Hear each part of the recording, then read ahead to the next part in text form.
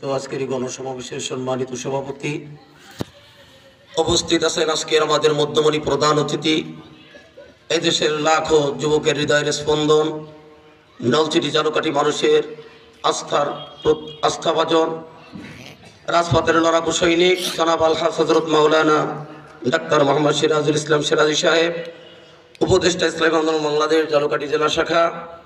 উপস্থিত আছেন প্রধান মেহমান হিসেবে রাজপথের লড়াকু সৈনিক ইসলামী আন্দোলন বাংলাদেশ ঝালকাঠি জেলা শাখার সংগ্রামী সেক্রেটারি জনাব ডাক্তার মোহাম্মদ সাখাওয়াত হোসেন সাহেব সহ উপস্থিত রাজনৈতিক নেতৃবৃন্দ, তৌহিদি জনতা সুধী মণ্ডলী। ভূমিকা ছাড়াই কথা বলতে হয়, কথাবার্তা পরিষ্কার। সূর্য যখন উদয় হয় অন্ধকার দূরীভূত হতে বাধ্য হয়। অন্ধকারকে তাড়াইতে হয় না যে অন্ধকার তুমি পালাও পালাও, সূর্য উদয় হইলে অন্ধকার পালাতে বাধ্য হয়। হকের আবির্ভাব যখন আসে বাতিল পালাতে বাধ্য হয়।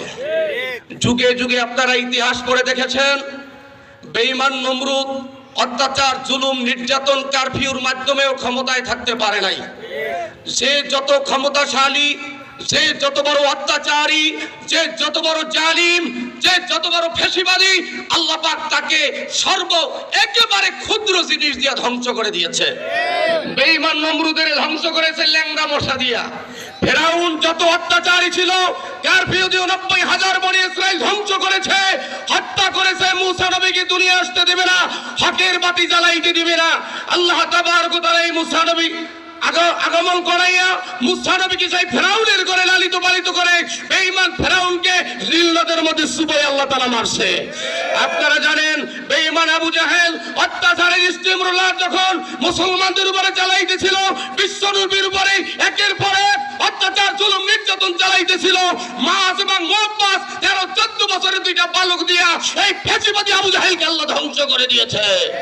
সংগ্রামী সাথী বন্ধুগণ, আপনারা দেখেছেন সৌদি আরব 17 বছর ক্ষমতায় থেকে আইনাগর নামক অন্ধকার কারাগার বানিয়ে এই দেশের উলামায়ে কিরামের উপরে অত্যাচারী স্টিমরোলার চালাইছে এই ফ্যাসিবাদী সরকার।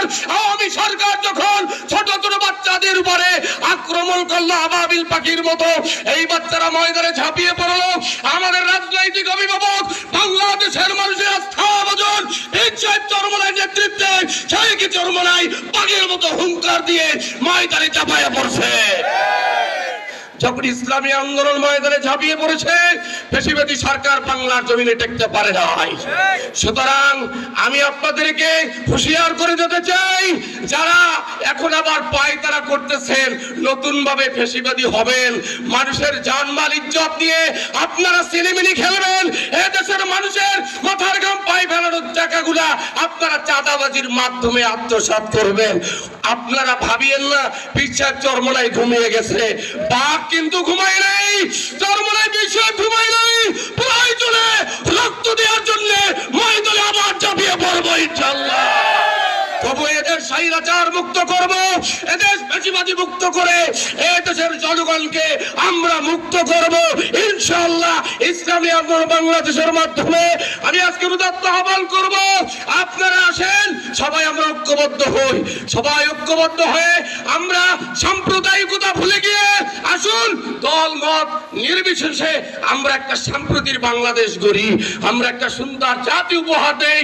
আসুন সবাই ইসলামী আন্দোলন বাংলাদেশের ছায়াতলে আমরা সবাই অংশগ্রহণ করে আমরা পীর সাহেব চরমনার হাতকে শক্তিশালী করি, ইসলামী আন্দোলনকে শক্তিশালী করে বাংলার জমিনে ইসলামী বিপ্লব ঘটবে। ইসলামী আন্দোলন বাংলাদেশ জিন্দাবাদ, পীর সাহেব চরমনায় জিন্দাবাদ, হাত পাখা জিন্দাবাদ। আসসালামু আলাইকুম ওয়া রাহমাতুল্লাহ।